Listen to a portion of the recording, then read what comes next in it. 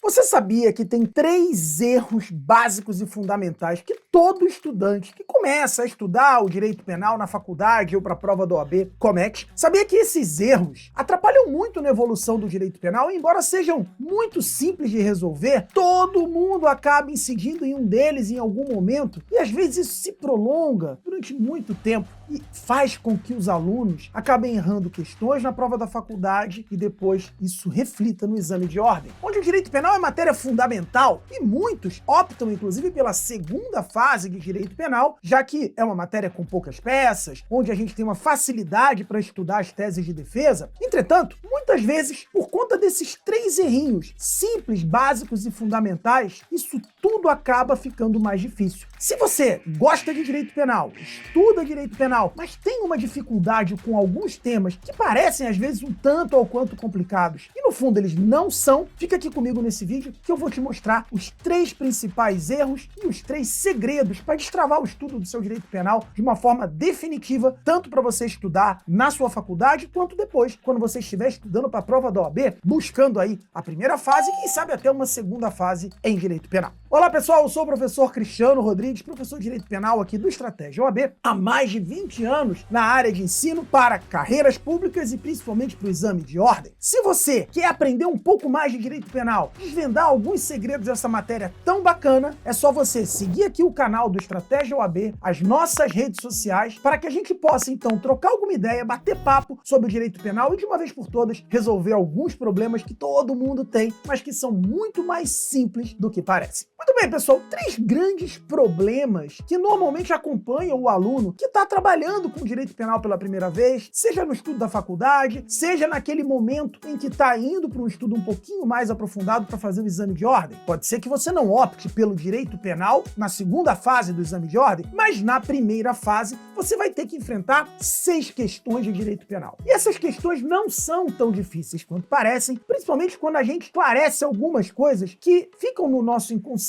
ali desde a época da faculdade e que fazem a gente ter alguns vícios, alguns erros muito comuns. Vamos organizar 3 desses erros que são fundamentais e abrangem muita coisa no nosso estudo do direito penal. Primeiro grande erro de todo aluno que começa a estudar o direito penal: achar que o direito penal se resolve através de decorar conceitos. O direito penal, ele tem uma grande quantidade de conceitos técnicos. O direito penal, fundamentalmente na sua parte geral, que é o coração do direito penal, é formado por uma série de institutos. Institutos esses com variáveis, com consequências diferentes e que vão repercutir na estrutura do crime, na aplicação da pena, na responsabilidade penal. E aí, como são muitos institutos, as pessoas têm, às vezes, a sensação de que vão conseguir gravar aquilo decorando um conceito, a sua consequência. Este é um dos principais erros de quem está estudando o direito penal. Atenção! Decorar em direito penal só vai gerar confusão na sua cabeça. A maioria, para não dizer todos, os institutos mais importantes do direito penal, você precisa, para que não se esqueça deles com algum tempo, depois que você estudou aquele assunto, você precisa compreender, entender o que aquela palavra, o que o nome daquele instituto está te dando. Muitas e muitas vezes, atenção que isto é um segredo. Muitas e muitas vezes, o que o instituto representa, ou mesmo as suas características principais, está no próprio nome daquele instituto. Você vai dizer, Cristiano, não é verdade isso. Eu não vou conseguir, olhando para o nome daquele instituto, saber pelo menos o que ele quer, ou de onde ele vem, o que ele representa. Vai sim. Muitos institutos se resolvem com uma dedução lógica oriunda do próprio nome daquele tema. Por exemplo, crime impossível. A gente fica muito tempo decorando o crime impossível, presente no artigo 17 do nosso Código Penal, e que tem como consequência a atipicidade do fato. Tornar o fato atípico e o indivíduo não responder pelo crime. Tudo bem, isso você pode até gravar. Crime impossível gera atipicidade. Mas o que é o crime impossível? Você vai ler o artigo 17 no Código Penal e não vai ficar claro. Você vai tentar decorar e vai acabar esquecendo. Mas não, presta atenção. Crime impossível, o nome está te dizendo, é um crime que é impossível de acontecer. É um crime que é impossível de se consumar. O crime impossível se chama impossível porque ele é impossível de chegar à consumação naquela forma, daquela maneira onde o agente atuou. E é por isso que a consequência dele é o fato ser atípico e o sujeito não responder. Fala assim, como assim é impossível se consumar? É impossível chegar no resultado? Aí você lembra dos exemplos clássicos. Matar o morto, matar alguém com uma arma desmuniciada ou de brinquedo, praticar aborto numa mulher que não está grávida, realizar um furto num local que esteja totalmente vazio porque os proprietários daquela casa já se mudaram. Então percebam que nós estamos falando de um instituto onde é impossível se chegar à consumação, por isso o nome crime impossível. Peguem, por exemplo, o arrependimento posterior, tema campeoníssimo, atenção, tema super cobrado no exame de ordem. Arrependimento posterior do artigo 16 do Código Penal, que significa um instituto de diminuição de pena. Você fala, tá bom, mas que ele diminui pena é fácil de eu gravar. Mas como é que eu sei o que é um arrependimento posterior? Leia o nome que ele vai te ajudar. Arrepender-se posteriormente. Posteriormente a quê? Posteriormente a gerar um prejuízo, a gerar um dano e, portanto, consumar um crime. Aí você vai dizer, tá ótimo, posterior é posterior ao dano, à consumação. E eu te pergunto, posterior, mas ele vai se arrepender. Como é que alguém se arrepende de algo que já fez, que já gerou, que já causou? De um dano que já foi produzido. Você quer se arrepender após isto. Ora, a única forma de eu me arrepender de um dano que eu causei é reparar este dano. Olha a dica, atenção, reparar o dano posteriormente à consumação, ou seja, a ter gerado aquela lesão ao bem jurídico, a ter produzido aquele dano, isto é, arrependimento posterior. Assim fica muito fácil. Parem de decorar, parem!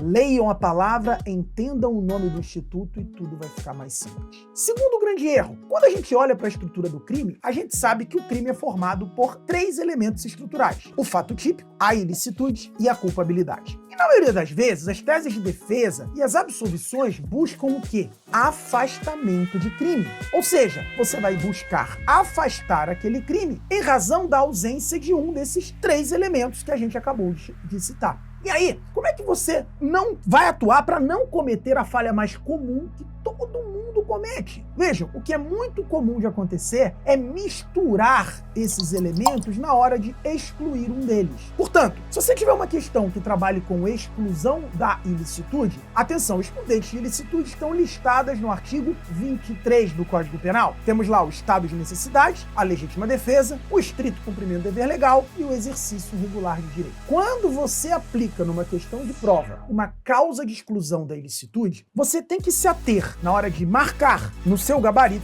apenas a exclusão de ilicitude, a afastamento do crime. Muita gente confunde e acredita que ao se trabalhar com uma excludente de ilicitude ou uma excludente de culpabilidade, você vai concluir que o fato se torna atípico.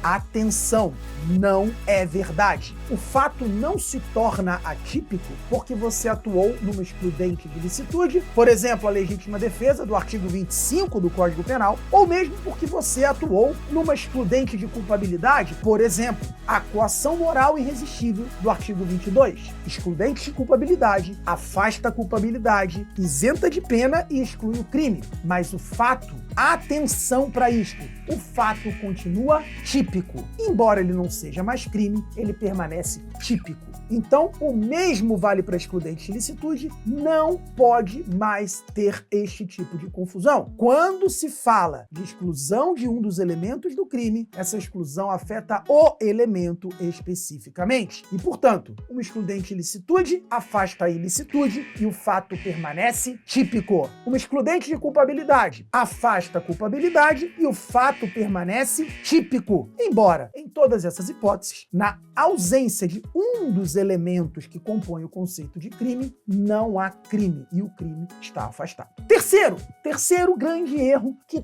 todo estudante que vai trabalhar com direito penal acaba cometendo em algum momento. E esse vai influenciar muito em questões da sua prova da OAB. Fique atento. Confundir 2 conceitos que são parecidos no nome, mas totalmente diferentes na sua estrutura. O conceito de culpa com o conceito de culpabilidade. Atenção! Culpa é elemento que caracteriza a tipicidade do fato. E, portanto, a gente fala num crime culposo. Leia-se, um crime produto de falta de cuidado. Então, conceitualmente, para nunca mais esquecer, culpa igual falta de cuidado. Falta de cuidado igual imprudência, negligência ou imperícia. Então este é o chamado crime culposo. A culpa faz parte da análise do tipo penal e não tem nada a ver com a culpabilidade. Atenção, culpabilidade é sinônimo de reprovabilidade do fato. Fato esse que primeiro precisa ser típico, mais ilícito, para então você avaliar se ele é ou não culpável, ou seja, se a culpabilidade, juízo de reprovação, está presente. Esta culpabilidade é totalmente diferente de culpa. Culpabilidade é reprovação, que incide ou não sobre um fato primeiramente típico, e aí sim, esse fato típico pode ser doloso, com intenção, ou culposo, com culpa, falta de cautela, falta de cuidado. E no momento em que esse fato é típico, se ele for também ilícito, a culpabilidade, não economizem na palavra, usem o termo completo, culpabilidade, ninguém vai falar culpa, falem culpabilidade. Este termo gera o último elemento que integra o conceito de crime, então a reprovabilidade sobre aquele fato típico e ilícito, agora então culpável, com culpabilidade, faz com que você então possa ter os 3 elementos do crime preenchidos e aí há crime a ser imputado a alguém. Então, atenção, culpabilidade, sinônimo de reprovação, terceiro elemento do crime. Culpa, sinônimo de falta de cuidado, imprudência, negligência, imperícia na hora de agir e, portanto, uma das formas de se realizar um fato típico, o famoso crime culposo, produto da falta de cuidado. Então, agora, nunca mais você confunde. Culpa, elemento do fato típico. Culpabilidade, terceiro elemento do crime, somado ao fato típico ilícito, então culpável, leia-se com culpabilidade. Muito bem, pessoal, essas são 3 dicas fundamentais para que você não cometa erros básicos e estruturais no seu estudo do direito penal e com isso você vai conseguir compreender muito melhor a análise de outros assuntos e sem dúvida nenhuma isso vai te ajudar muito na nossa prova da OAB e no seu estudo de direito penal de uma forma geral.